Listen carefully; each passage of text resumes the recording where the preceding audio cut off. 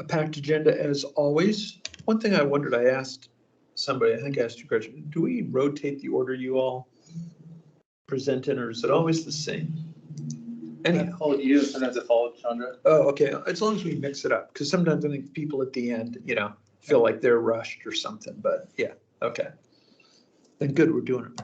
We'll start with a legislative update, which I think Chris's name is on it, Mark, but I don't know. Chris, are you, there you are. I am here. I'm trying to turn my camera on. You want to start us and introduce our newest member of our team? Yes. Good afternoon, Mr. Chairman, Member Garrett, and colleagues. I'm really happy that this week on Tuesday, we were joined by Mark Webster, our new Director of Legislative Relations. Mark and I have already spent some good quality time together. Oh, I'm sorry, Member Vollendorf, I didn't see you there and greet you. Apologize for that. I've buried Mark in some materials for light reading pleasure, and we've begun talking about what's in play, recent past, how our legislative program is set up, and a variety of other topics. I have a very brief report today, but before I touch on a couple of items very quickly, want to offer Mark a chance to say hello. Mark comes to us with a very strong background at OFM in budget and from the higher ed world, a place I used to live, as a matter of fact. So this is the second time Mark's taken a job that I used to have. And as the legislative director there and as finance director, and higher ed finance is really complicated. I'll only say that much about it and give Mark a chance to say hello. Well, thanks very much, Chair Postman, Member Bollendroft, and Member Garrett. It's an honor to be here, and I can't wait to get started. Great. Yeah, we're happy to have you. We're excited to be able to have you guys cross over a little bit and do some downloading. And, we got a little bit of time before the session. So, can he turn his face toward the camera? Oh, wait. Yeah, you got to look at the camera, too. There you are. There he is. Sorry. Okay. Sorry, Denali. Yeah. All right. So, hi, Mark. Meet Member Garrett. All right. Yes. Okay. Thank you. Chris Moore. Okay, so I don't have much because there isn't a lot of new news that's emerged since our last meeting of the EMT and my report then. I will say on the topic of agency request legislation, our proposals are still under review. I anticipate it'll be probably at least a week, possibly 2 weeks or longer before we get final decisions, but that process is moving along. We've had some interaction with the governor's staff where they were seeking more information about certain stakeholder perspectives and whatnot, but we don't have a decision there yet, so we're still waiting. Mark and I were talking about these proposals, and as I'm giving him background and also talking about next steps if they are approved. We'll soon be needing to look at things like sponsorship and so forth. But for now, we're mostly waiting and responding as questions come in about each of those proposals. Second, there's a work session presentation coming up that we've been invited to provide to the House Commerce and Gaming Committee. That'll be on Friday morning, December the 2nd at 8 a.m.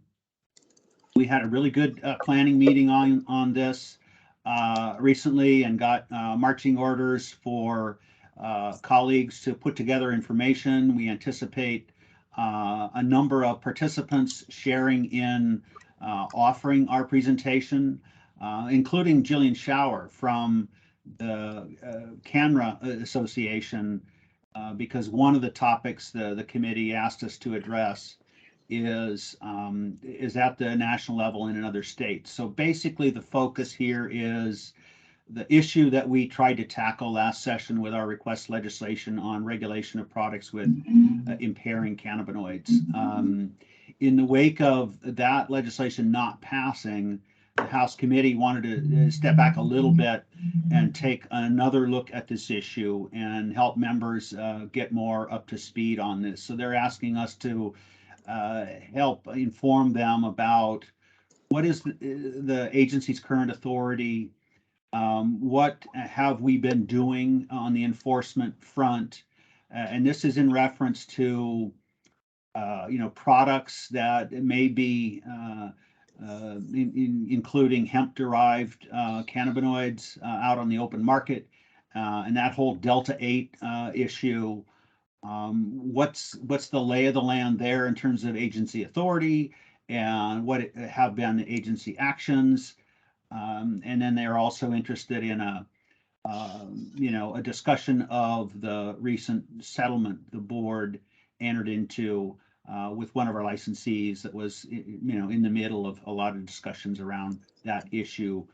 They're also hoping to hear from us about our request legislation, which we will be able to, at the very least, describe in broad terms and in the major policy components.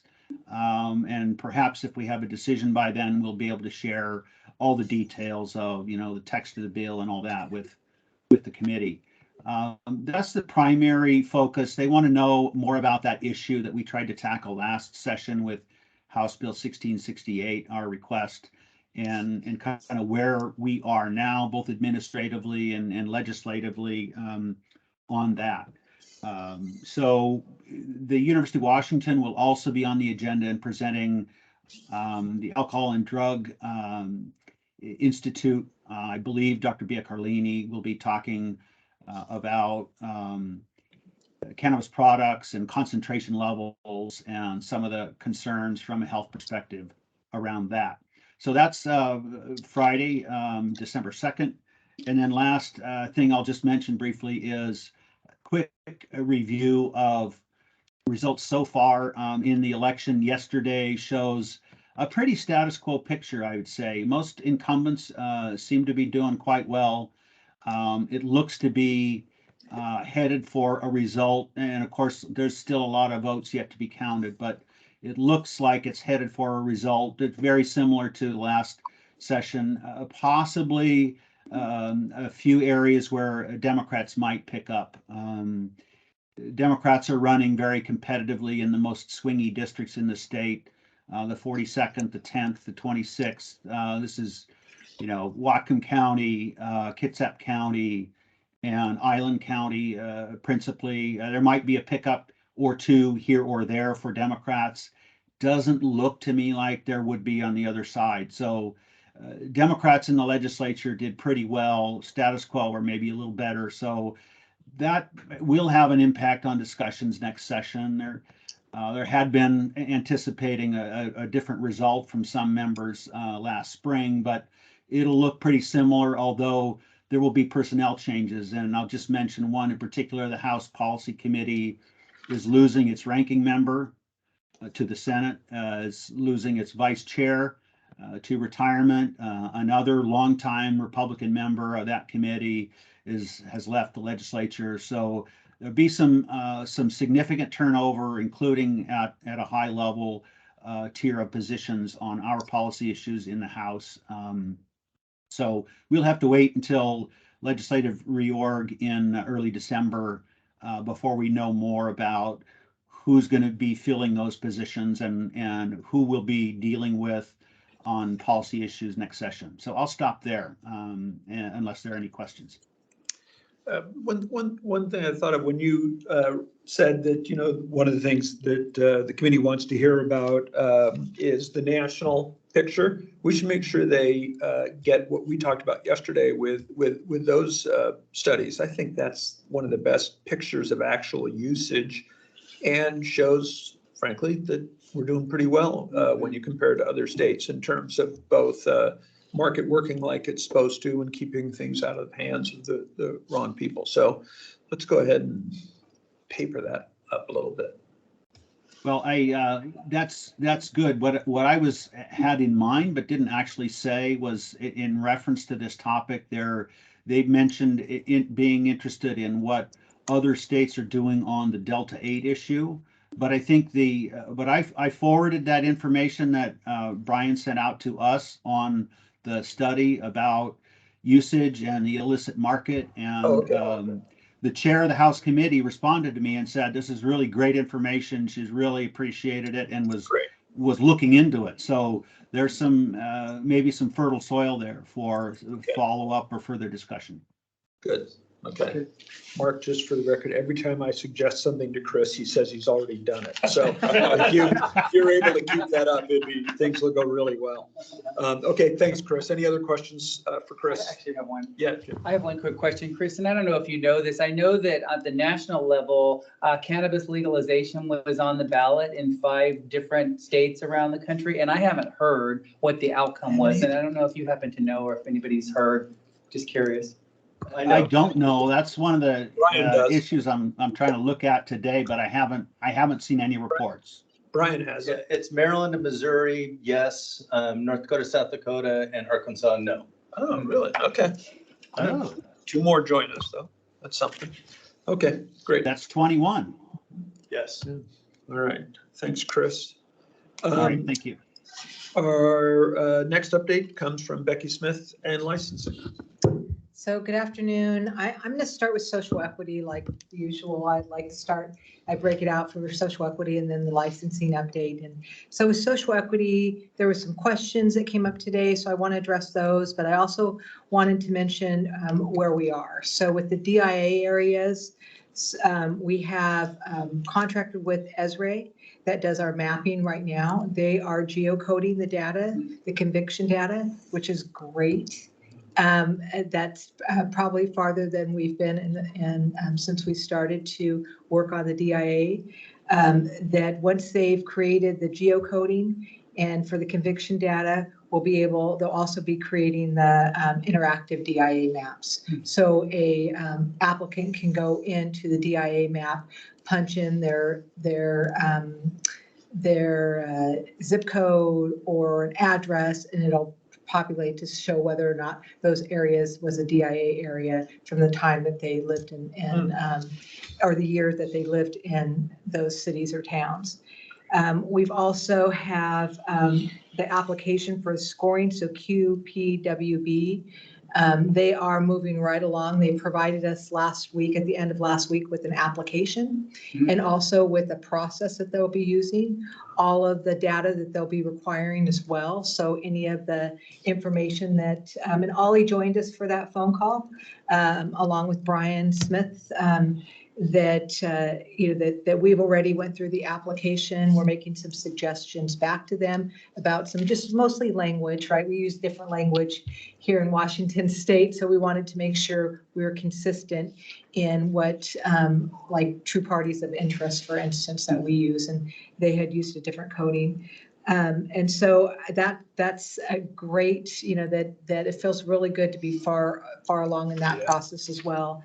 And then with Make Green Go, and if you remember, that's the same entity that was hired for Department of Commerce that they're using to make their videos, that we're down to having provided them with the material that they need, that they turned around and provided back to us outlines for 6 videos. Those 6 videos will be social equity program overview, social equity application process, how to submit an application, cannabis laws and rules, how to complete a social equity plan, and cannabis licensing overview. Right now, we've gone through that information, we've sent it back, and then they'll start their recording. So they'll be recording all of that information, so it'll be uploaded for people to be able to view. And then we've also, these will be the Make Green Go will be the same entity that we use for our virtual events. So we are going to start with virtual events that we have received a request to do some live events as well. That most of it's a matter of timing, right? So we want to make sure that we give applicants all of the necessary tools that they need, all of the information, but we also want to do that in a timely manner and be able to reach as many people and the population across Washington State as we can. So we're looking at doing a bit of both, but more virtual than live. Questions? That's great to hear, though. Yeah, no, I have one quick question about the mentors that were going to be hired. That's through Commerce, right? And do you have any update on that? It is. So we're actually on the interview panel for the mentors as well. That's Sarah Davis, who works in licensing for social equity, that she's been, they're going through those currently.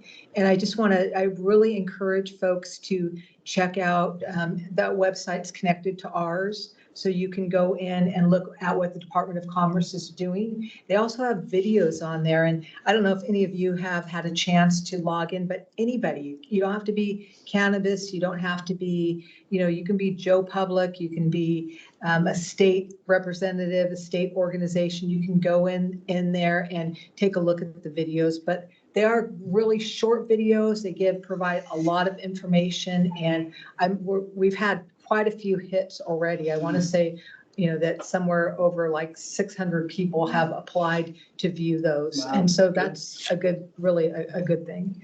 And then I also wanted to mention about the maps today. So we heard that I think Mr. Asai mentioned about that the maps were not accurate, and that's incorrect. The maps we actually had provided Mr. Asai with a map, the most current map that shows 44 available places in which somebody can apply. And if you remember, according to the rules, you can go within that jurisdiction. So even though somebody thinks that there's a ban or moratorium, and I'll say Walla Walla, for instance, that there's still towns within Walla Walla that would be able to get licensed in. So we don't have, any information that somebody thinks that might be helpful from the public, certainly reach out and let us know, that we don't know what we don't know what we don't know, that we provide all the information that we can, all the maps that we can for folks to look at. But there'll be a need for people to go down to that jurisdiction and actually look into what that jurisdiction allows, what that city permits allows. So, that we thought about maybe connecting those jurisdictions. It's just a lot of information to be sitting out there. So what's the easiest way for us to do that? So again, if somebody somebody in the public has information they'd like to see up there, we only know that if they share it with us. But it is the most current map, and there's currently 44 licenses available now. Well, what I thought the concern was, and I asked Brian about this after, is it had been my understanding that even though there was this total of 44, that we didn't think all of those would be able to locate in a place. Right, so that is correct, but it comes smaller and smaller. So it used to be like 14 or 17 licenses wouldn't be available for somebody to locate in, but that became smaller. Anywhere within that jurisdiction, you're saying? No, within that, because they were allotted to cities, they were allotted to jurisdictions. Now we've allowed somebody to go anywhere in that jurisdiction. So even though they might have been allotted in King County at large, now you could go to the city of Seattle, because the city of Seattle is within King County. So do you have a sense of the total, is it 44? It is 44 right now. Of those, how many theoretically could be located in a place that'd be legal to operate? Off the top of my head, I would say probably all but 4. Really? Okay. But that's something that Caitlin we talked about probably 15 minutes before I came to this meeting. And and I haven't looked at what those maps look like on our website, but do we now, or can we say something about which ones are in a place that is all moratorium or whatever? So it does reflect. So somebody's going and looking, they go, well, there's 44 total, but really 41 are going to be able to be located. I don't know how to put an asterisk on those, that something like that. Because that was the concern I heard this morning, was just like, how do we be really transparent, if you will, about the likelihood of those things, yeah, and I totally get what you're saying, and which is one of the good things we've done, is that there's a lot more movement than there could have been before. Right. So when we talked about only 12 being able to locate a year ago, or whatever it was, that's because you had to be only in that original place. Right, and I think that just to also know that it's still, just because they're going to be able to move to areas, it still doesn't mean that all of those, like the city of Seattle might not be open to 8. They might not have the ability to have 8 new retailers because of their other restrictions to be 1,000 feet from another retailer. So We there's, can't trump we that. can't trump that, nor can we foresee all of those things. Okay, that helps clarify it for me. I appreciate that. Thank you. Thanks. So I want to move on to licensing in general, about what's happening. I do want to mention that we've done quite a few education and trainings this month. Actually, last week, we worked with enforcement and went out and did some education to the Brewers Guild. And, at the 12th Fairground, to talk to them about special occasion licenses and banquet permits, what they can and can't do. We spent a couple of days doing that with our enforcement partners. So again, we know that that's gonna, that right now it seems to have lightened up in the application process, but come spring, we will see an increase in those events. And then for RVP, and I wanted to mention that we've actually increased and our reach out to these folks, that we're doing a really good job. We have new staff in that program that have been reaching out to see if they can get more stores, especially those smaller stores, interested in voluntary, being voluntary to participate into that program. Great. And then my staff that are part of the RVP program and MASS program, and then Caitlin, of course, that we are looking at making some changes when it comes to our education at SES. And that's thank you to Member Vollendroff, that we're preparing to look at their program that they provide at games, especially at college games, and providing more information about expanded alcohol service. What does that mean? That we've sent out a letter to a couple of our SEFs that are college-based to say this is what we'd like to see in your program. And also what we'd like to see when you're serving alcohol in the background of the places that you serve. And then one other thing is that, oh, absolutely. Just a quick comment on that. So first of all, thank you and your staff for the work that you've done with the colleges, universities. It's an area that I'm really interested in, as I've shared. I really feel like there's an opportunity for us as a board to work with colleges, universities, and other settings like Lumenfield, et cetera, to develop best practice, that we can work with universities and other places to actually work with them to try different things that really put policies in place that keep product out of the hands of young people, that monitor the use of alcohol in these large facilities, but also let people continue to, participate in alcohol consumption should they choose to, but in a responsible way. So I really want to just continue to think about how we partner with these places so that we can share what we've learned with other places and develop best practice. Yeah, we have seen some universities that actually have some, WSU, for instance, that they have some big signs in the back of where where someone over the age of 21 can purchase alcohol. So, that maybe looking at to other universities of how they can do better. So thank you. And thank you for your leadership in that area. And then we have our new licensing and education team for training that Caitlin Bomba oversees, that they're working with enforcement to go and do some site visits with them. And so we're, that what we'd like to do is begin to show our licensing investigators in liquor and in cannabis what they're licensing. And so before, at final inspection, they would go in and look at those licensees or those places that we've approved a license. It's really good practice. We did it years ago, that with the 2 new education teams, I think it's a good time to reinstate it and get folks out there and visiting some of these, especially some of these liquor establishments, like our axe throwing partners, to see what we're licensing. So. And then the last thing, and I will say one of them is our medical endorsements. So we have received quite a bit of information about medical endorsements. We have 289 retailers right now that we have to contact, but our licensing team on the cannabis side is making contact with those folks. We have a list of questions, do you have the ability to enter qualified patient information? Do you have at least one employee who holds an active medical cannabis consultant? But this is an endorsement that a licensee can give back to us at no cost. It doesn't cost them anything to apply. It doesn't cost anything for us to remove it from their license if they're unable to meet the needs.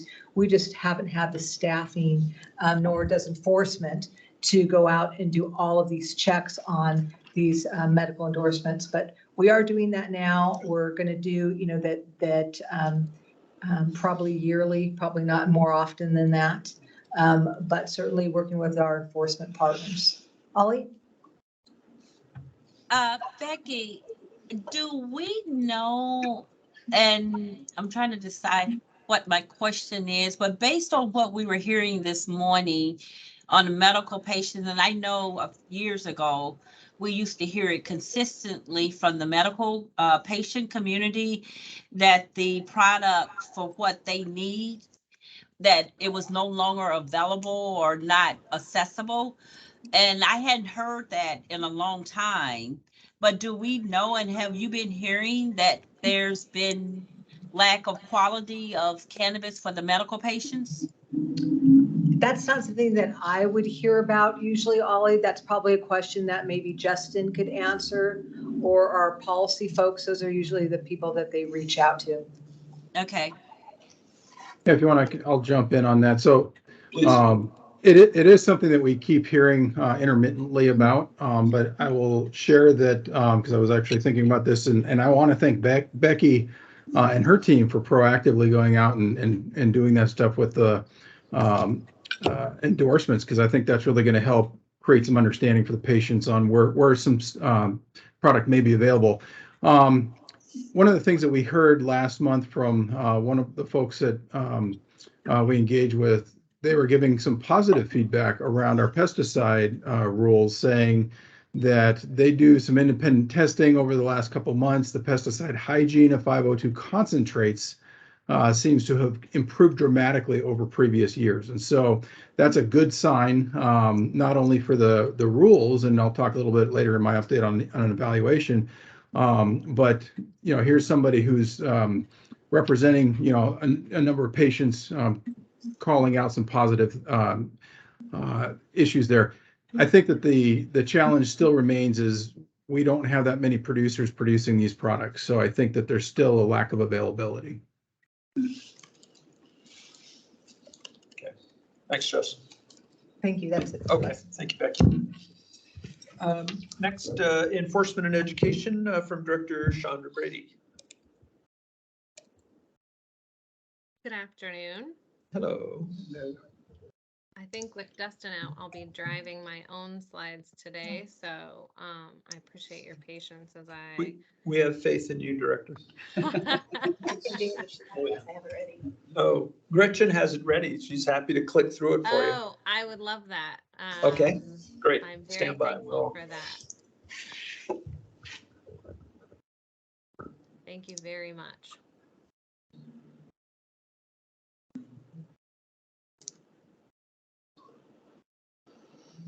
Can you see that? I can. Thank you. I appreciate that. Can you put it in Thank you for the opportunity presentation to mode? present and share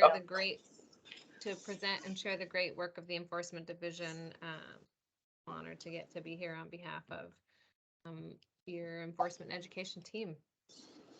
So looking at data, Sometimes licensing and enforcement pull number of licensing on different dates, but what we're seeing in enforcement is an increase in the number of liquor licenses from pre-COVID times by 3.5% and a decrease in those cannabis licenses by 7% over the last 3 years. When we look at the number of complaints, interestingly, Board Chair, you've asked about the number that were internally generated. That number for overall is just 14% this month, and then 29% in cannabis. And the reason I highlight that industry is because a month ago, it was 40% were internally generated overall and 79% in cannabis. And we had a couple of things going on that last month, and that was we were looking at those pesticide results. And so those results, when we followed up on them on some of those failures, those were categorized as internally generated complaints. And then we had one individual file almost 50 complaints in one day. So that can impact numbers substantially. So just give you a little idea of those. Okay.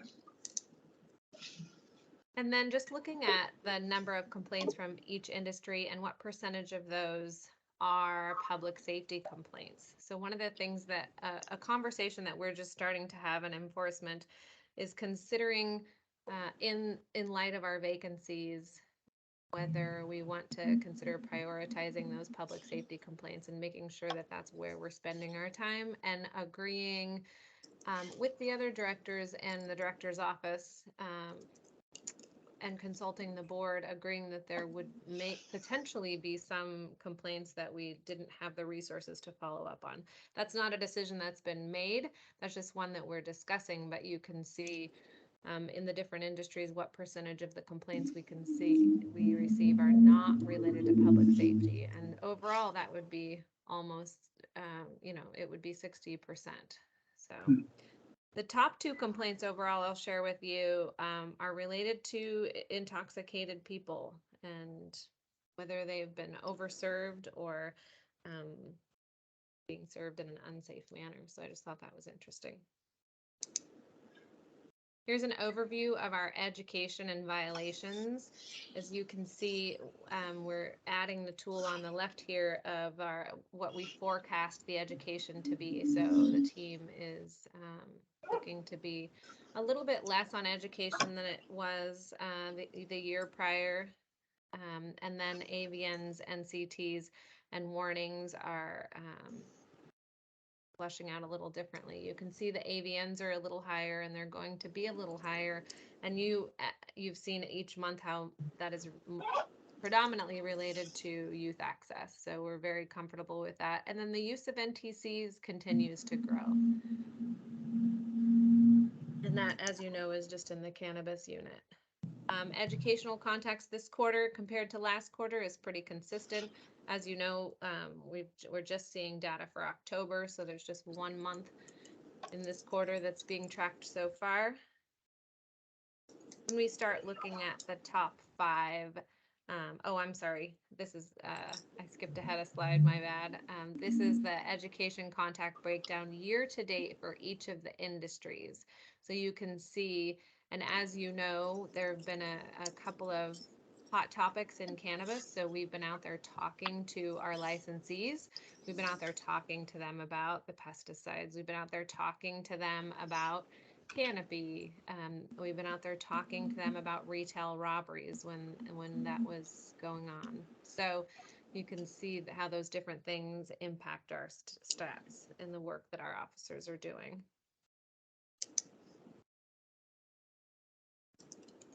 And then when we look at the specific contacts that are being made by month, you can see that the month of October was higher than September, although I do have to confess we had a week longer to do our work in October because if you'll remember in September, that's the month we take a week to update our training and make sure we receive our required annual training. So I do have to confess that we had 7 more days to get that data collected this month. And then our top 5 educational contacts remains the same, and you can see that dealing with intoxicated folks, I'm sorry, under that public safety number. It's interesting because public safety and youth access are separate here. I didn't see that. I would have combined them, but obviously 2 of our priorities statewide.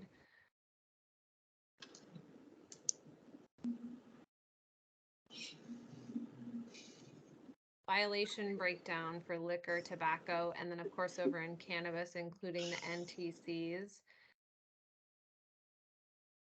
Warnings are not being used as highly in cannabis. You can see that NTCs are being used, and that's a new tool for cannabis, so it's good to see that number continuing to grow. Chandra, why is it one and not the other? Kind of what is that a choice of the officer to do a warning versus an NTC or? So yes, and an NTC is a little bit stronger than a warning.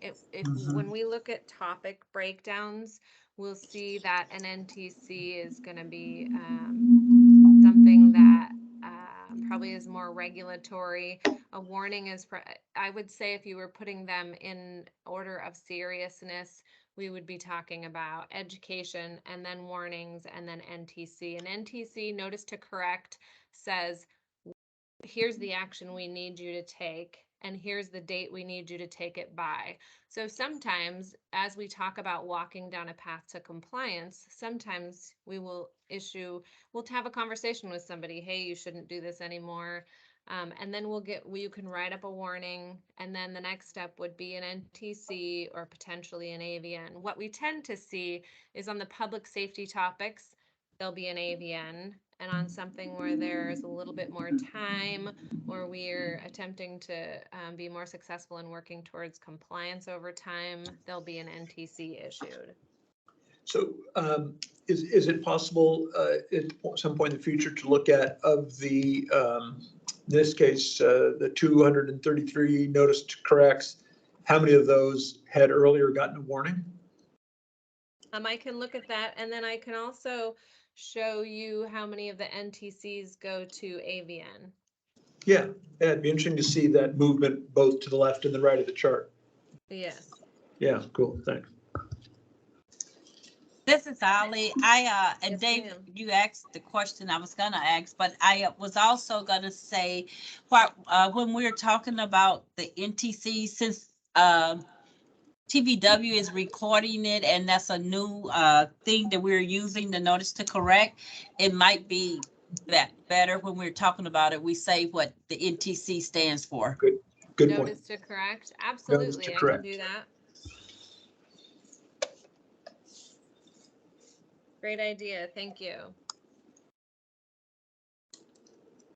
So when we look at notice to correct topics for October, you can see that these are advertising violations, failure to maintain a surveillance system as required, record keeping requirements that need to move towards compliance, traceability. As you know, we're having conversations out there about CCRS, and our first step of conversations was to make sure everybody's logged in. And now we're moving to a place where we want to make sure people are entering the data they need to be entering as required. So you'll see that these conversations are happening, and we are asking people to make sure they're in compliance by a certain date, which is the reason we're using the notice to correct. So these are our top 5 topics. And this is a pretty typical list of what you would see for what we're using the notice to correct document for.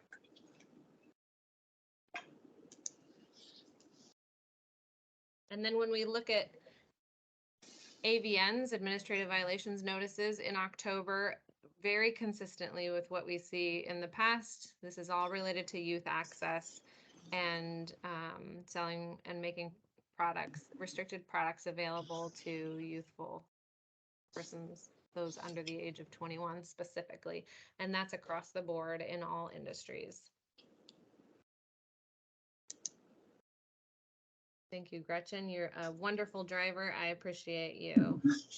When we look at warnings for topics, you can really tell what work that our officers are out in the field doing.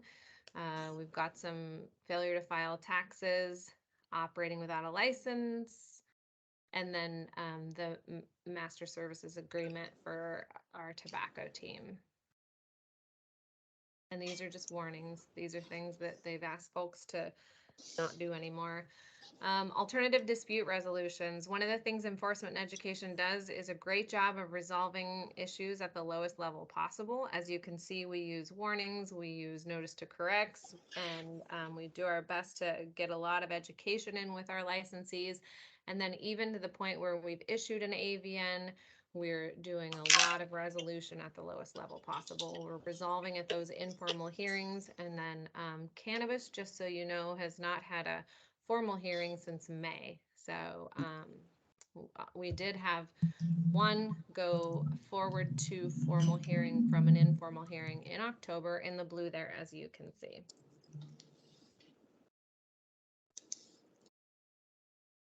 So we'll start talking about compliance checks now. As you know, in August, we moved our liquor compliance checks to the program to be more similar to the program we were using for the other industries, which means we were no longer out there. We weren't allowing officers to select the locations where the compliance checks were being conducted. So we took that element out of it so that they're being randomly assigned.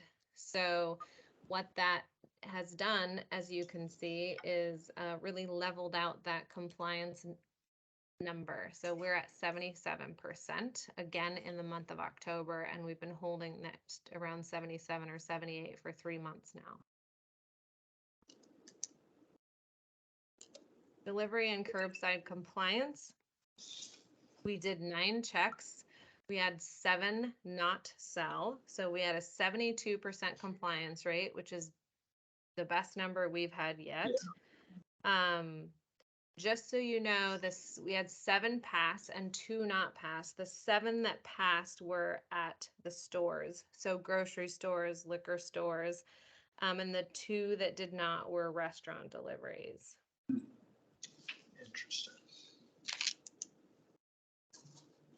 And then the cannabis compliance rate, as you see, was 92%. You're also going to notice some inconsistencies here. And I just want to point out that this unit is really impacted by vacancies. And so in August, as you know, we were out there talking about canopy and addressing canopy. And in September, we were looking at pesticide results. And now in October, because obviously we needed to get out there and do our public safety work, you can see that they had a lot of focus on the youth access. So this is actually one of the slides that prompted us to look at how we prioritize that work and how we want to spread that out differently in 2023 and just make sure we have an equal application of enforcement there. But this is exactly why we look at data, because these are the kinds of things we recognize. And then tobacco and vapor compliance, we're sitting right at 76%. I will say we got our sign-our checks this month. We got them a little bit early. We usually get them right closer towards the end of the year.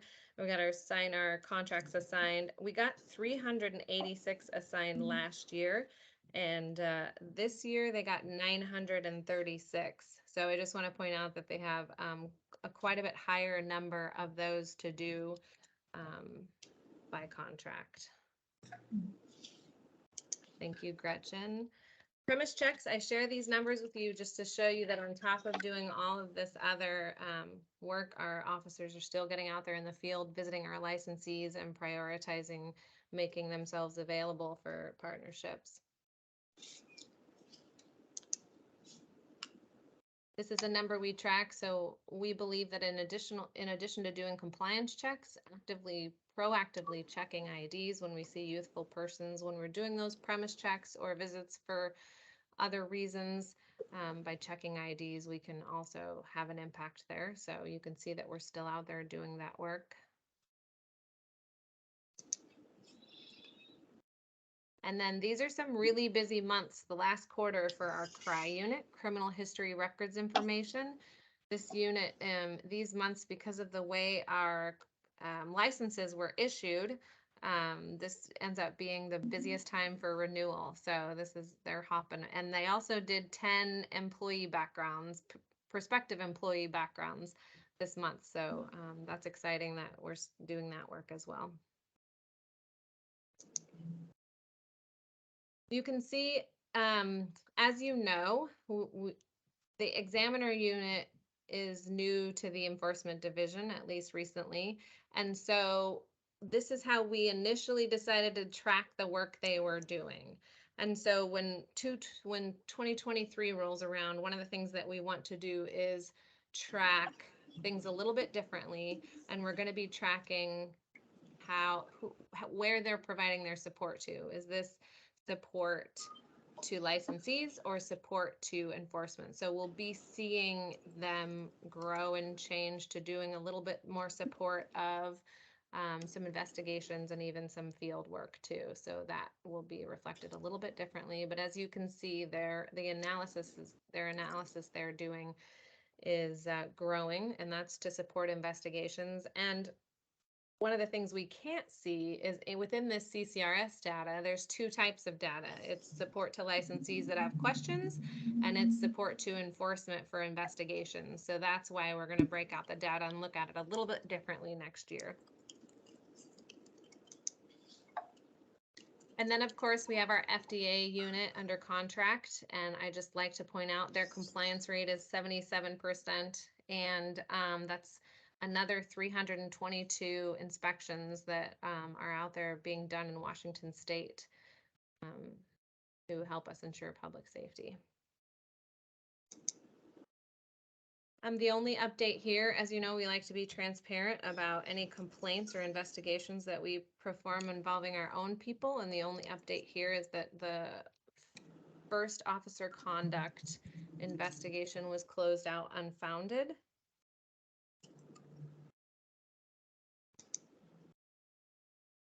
And then hiring and recruiting. It's nice to see the vacancy number drop.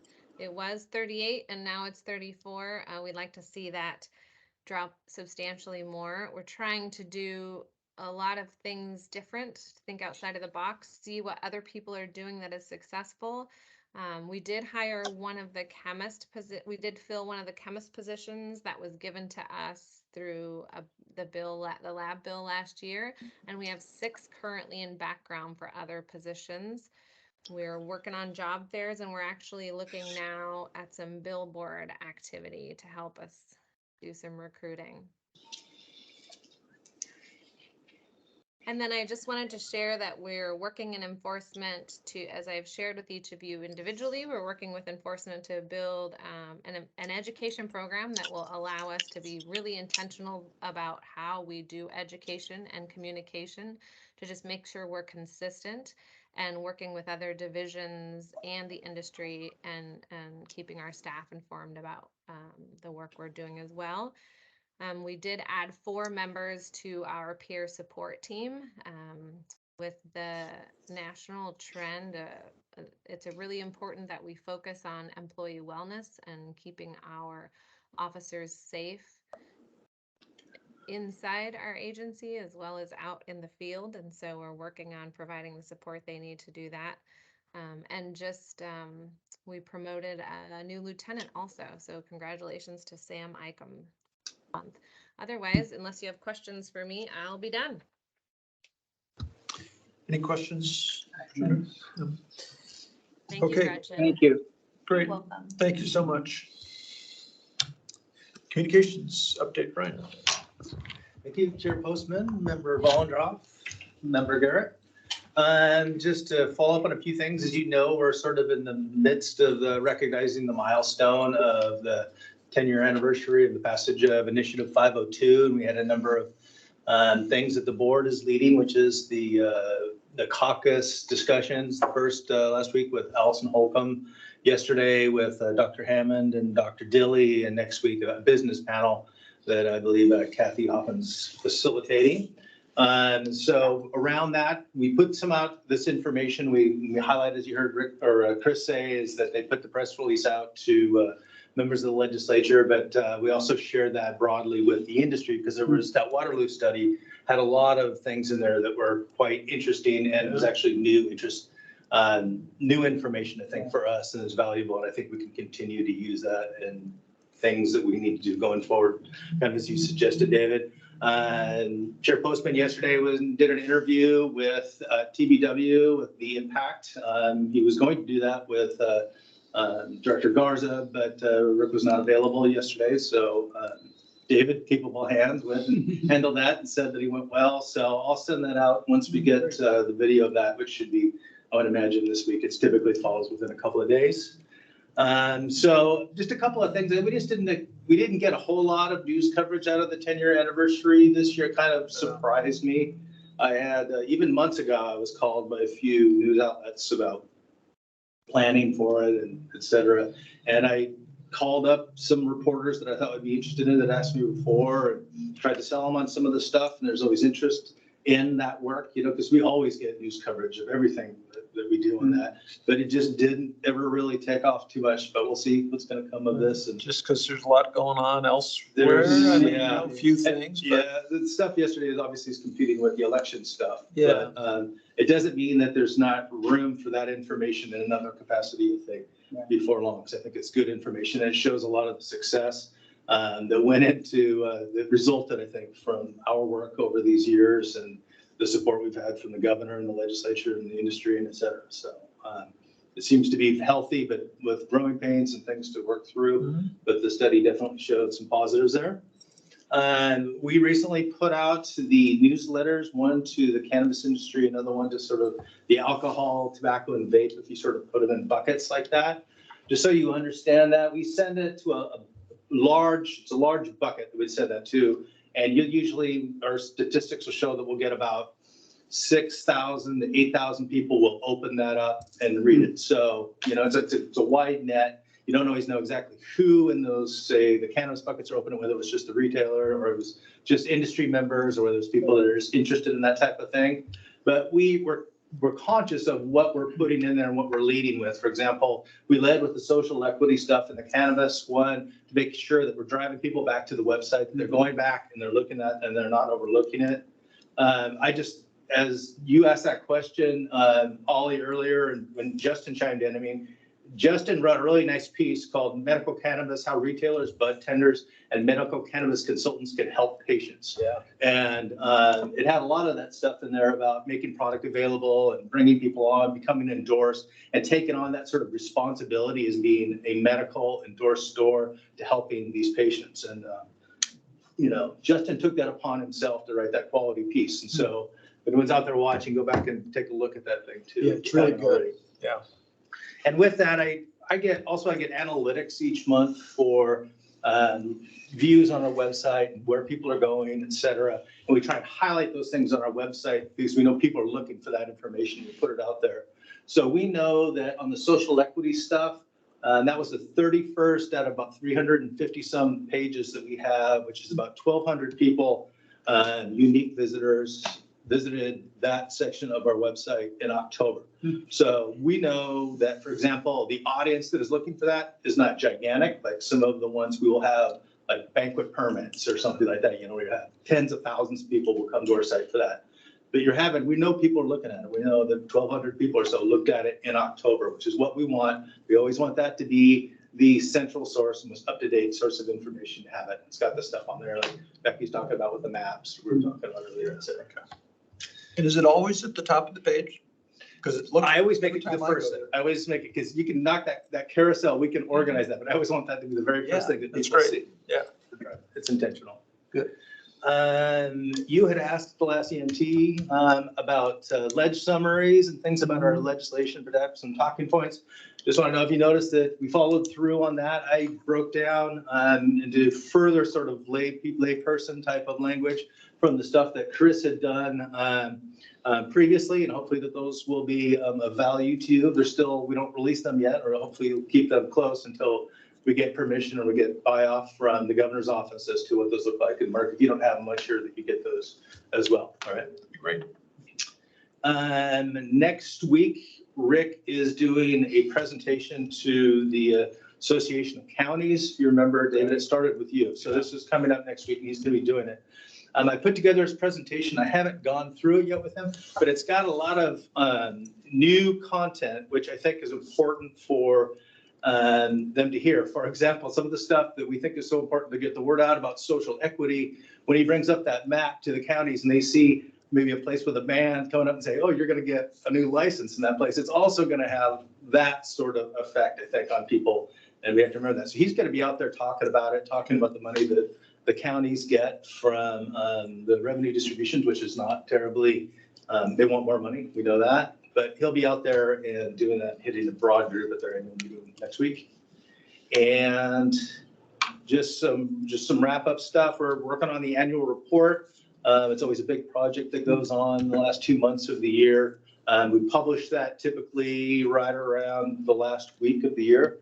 It takes a long time, just to understand, Jim, for all the data from the end of the fiscal year to come in, and they have to stuff. So they turn it over to us October, and we reach out to the divisions for the content, et cetera. So by the end of this calendar year, we'll have the annual report up and ready to post. And then we're also, as we speak, I set it off to my staff to launch a special veterans issue of our intranet news bulletin stuff, leading off with a message from David on behalf of the board and Rick and Tony to the agency and to the veterans. And we list out the veterans in the agency and where their service, line of service was, and got some photos and stuff, old photos and stuff like that.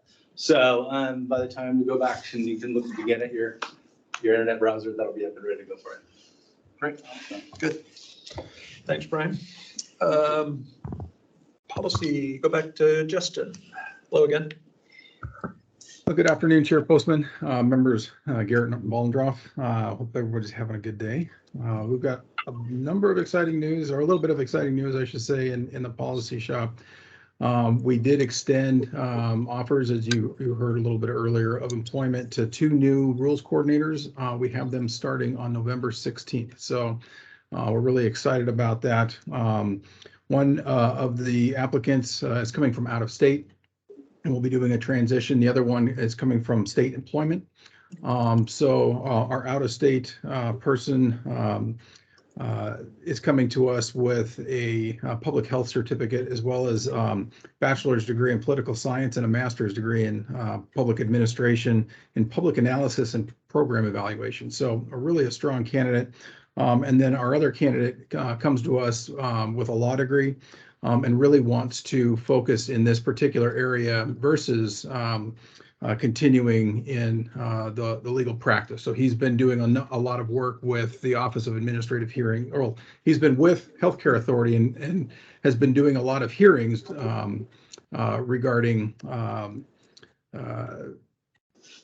Social Security cases and those types of things. And so he'd really like to get into the regulatory area. And so we're really excited to have him come on board. So our previous rules coordinators, as you know, did a really good job, and they set up a really good transition. So hopefully we'll be back up and running full speed in a very short period of time. But of course, there'll be a little bit of learning curve, and Kathy will be happy to share more about the candidates as we get closer to November 16th, but it's just around the corner. So we're really happy about that. Especially because we've got a number of things going on. So as you were aware, we did our first World Cafe, really successful. We had a lot of folks on there. We're doing some lessons learned on that, trying to reevaluate some of the tools that are available in MS Teams so that our next one can even be more successful on gaining the interaction that we were hoping to see in that particular area, which will definitely need the 2 new rules coordinators to be able to make that successful. We've also got on the hiring front, we have the tribal liaison position was posted this morning. And so we have that underway, and we're really excited to get that out. We reached out working with HR. They did a really good job, really happy with the HR team. on this recruitment. And we've reached out to 17 different networks for recruiting. And so hopefully we've got a nice wide net that we cast out there, including we sent out via Gov Delivery today a message to our tribal partners through those who are signed up through that particular avenue too. So it should go out to all the tribes as well as all of those other 16 networks. So I think that we'll have a really strong recruitment. It'll be open for about 20 days, and then we'll be doing some interviews mid-December. So hopefully by the first of the year, we'll have a candidate up and running, and so we can enter session with some ties there as well.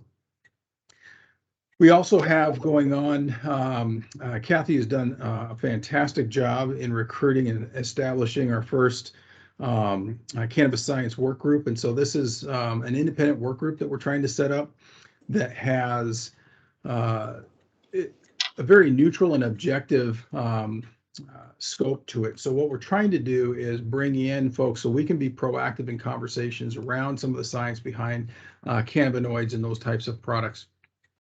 And that's kind of tricky because, you know, we have a lot of opinions that are all across the board. And so we really are trying to bring in a lot of experts.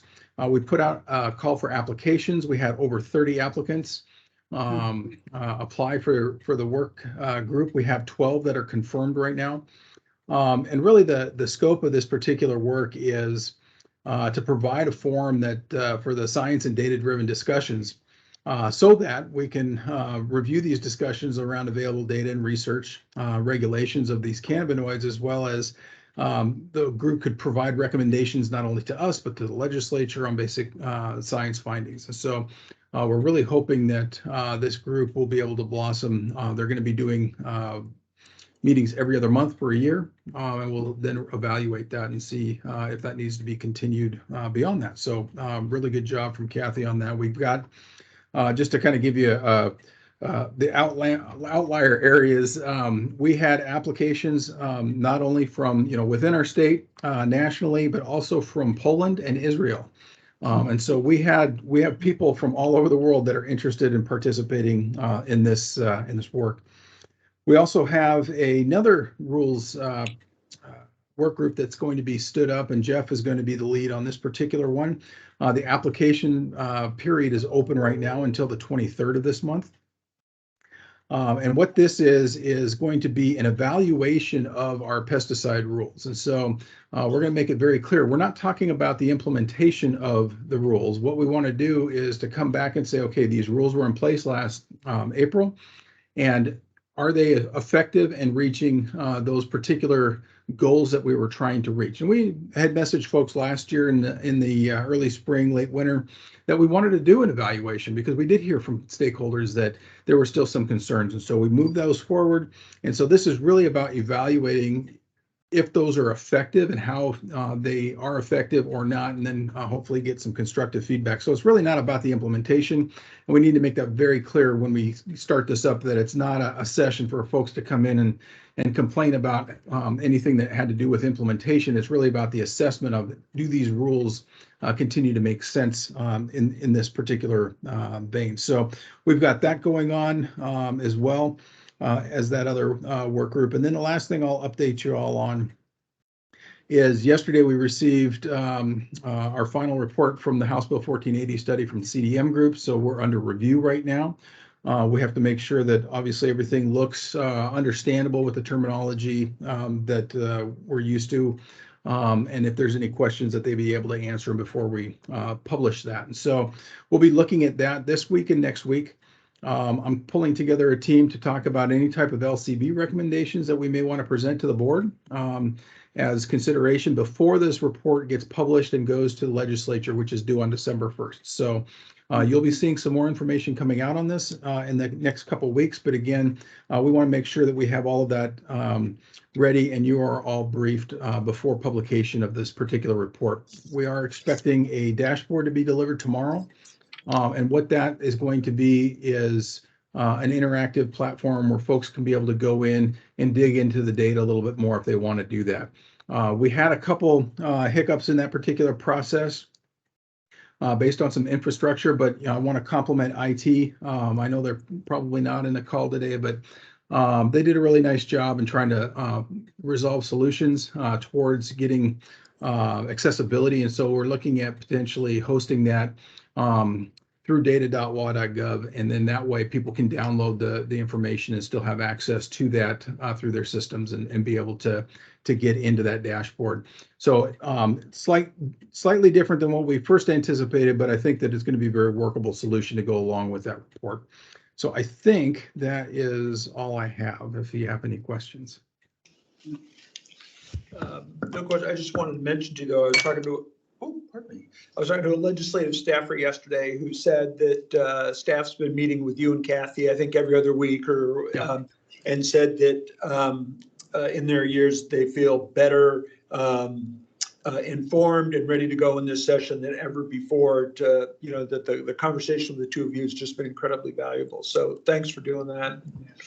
Thank you. Appreciate that. That's great. Yeah, it was good to hear. And the only on that work group, on the testing work group, just to be clear, we're talking about the difference between whether it's implementation, we are not going back, you know, we're not undoing it.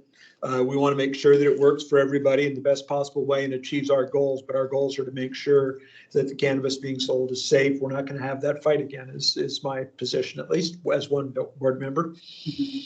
Took us a long time to get to where we were. Yeah, and this isn't intended to look at it and say, what do we need to change? But we haven't really done a strong evaluation set of any rules as we implement them. And so after implementation, we should be looking at, did this accomplish what we wanted it to do? And this is the first one. So yeah, this isn't about, hey, let's talk about redoing anything. No, we're trying to just do an evaluation, and then we can consider what we might want to look at in a future state.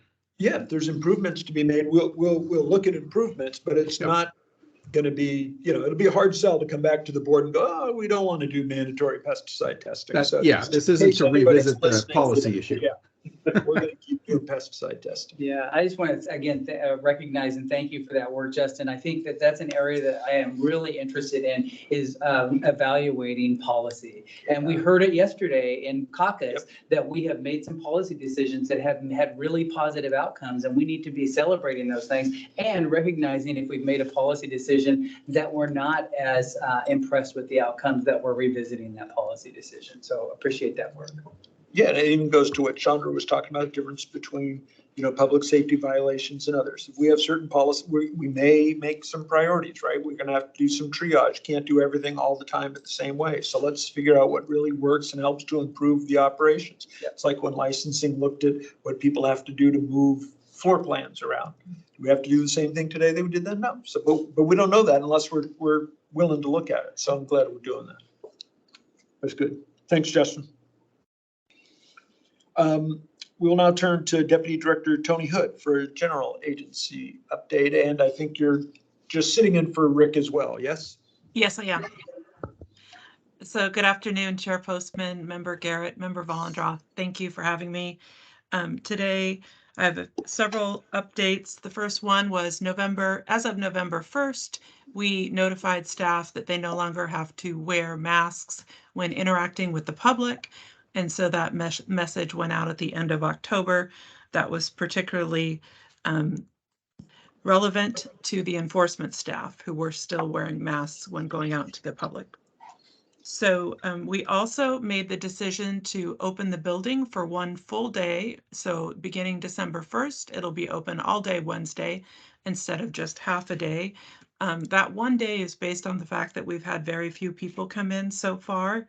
And so we'll continue to reassess the number of people that come in person and see if we need to adjust that in the future. We are also reaching out to staff who have an accommodation, because those staff that have an accommodation will no longer be required to wear a mask when they come into the building. They will be allowed to come in if there's a business reason, just like any other staff member, to come into the building without wearing a mask. And that is based on the fact that we don't have what constitutes a direct threat from the spread of COVID right now. So we don't have a basis to treat them any different legally than we do our other staff. Just like the no mask policy with the public, this is all subject to change if the CDC changes its recommendation, or if Department of Health does, or anything different happens in our community. Can I ask you about the accommodation piece? So when you say they can come in without a mask, does that mean if somebody who today has an accommodation around a vaccine wants to work out of the office, they can work out of the office? Yes. I thought, okay. That's So they news. can, Yeah, yeah, they can come in. They, just like any other staff member, if they want to come in and work from the building instead of working from home, they can do that.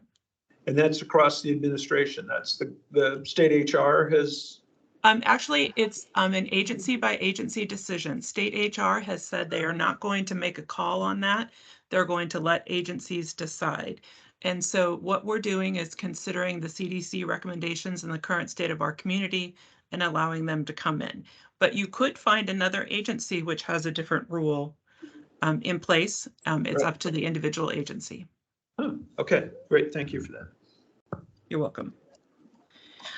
Also regarding CCRS, I attended a steering committee meeting this morning and was excited to hear that they're looking at rolling out their second phase in January, which is the phase involving the manifests. And I heard Mr. Busby's comments this morning, and I will follow up on those, his concerns, and we'll definitely get back to him about those concerns. Yeah, I thought the one in particular was interesting was the no positive confirmation of data received. You know, we all know that feeling if you send something and you're wondering. Yes. So I don't, Yes. so yeah, thank you. I'm glad you were listening to that. Thank you. Yes, absolutely. Regarding system modernization project, we had a town hall last week.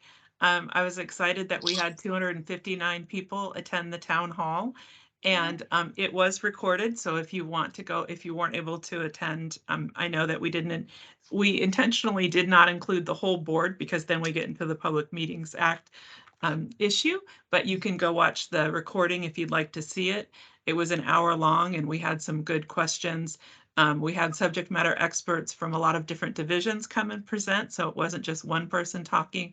So I was pretty happy with that, and we will do another town hall in a few months to give an update.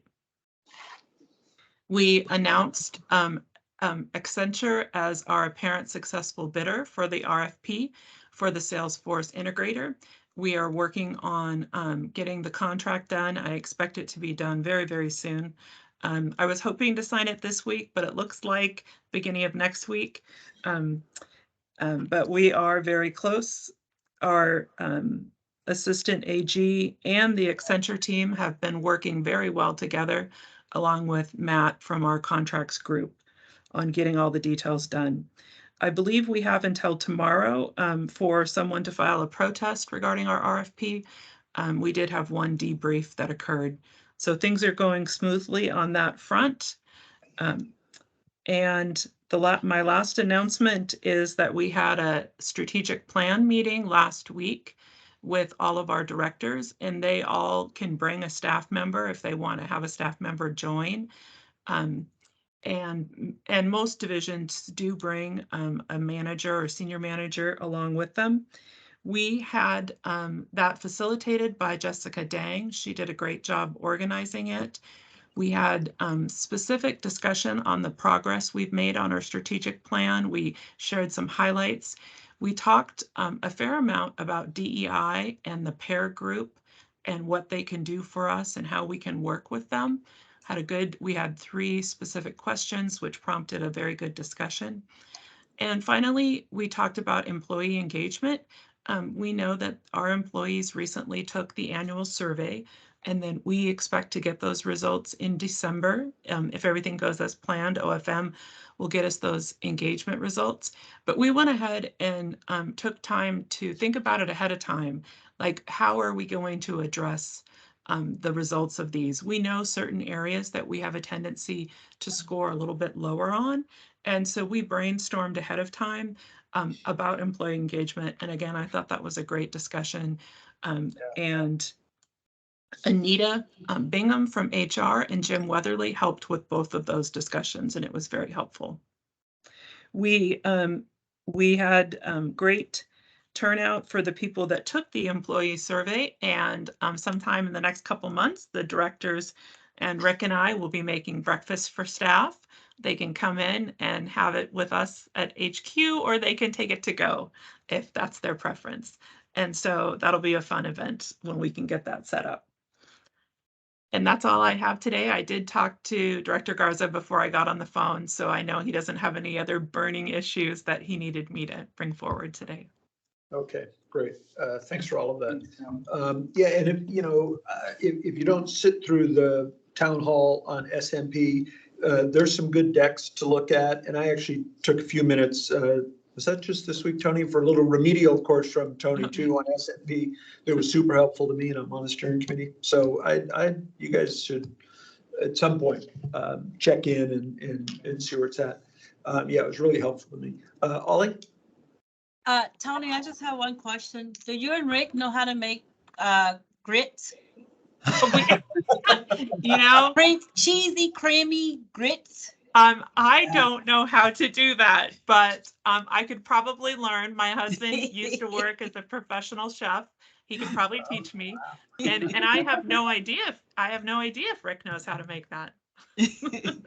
I know Rick's a good cook in general, so, you know, Yeah. why don't we just tell him we assigned that to him since he's I can definitely tell him. He's probably, yes, I can definitely tell him that. Gonna pass that on. We Okay, bring Ollie down to help. that's right. Yes. Thank you, Tony.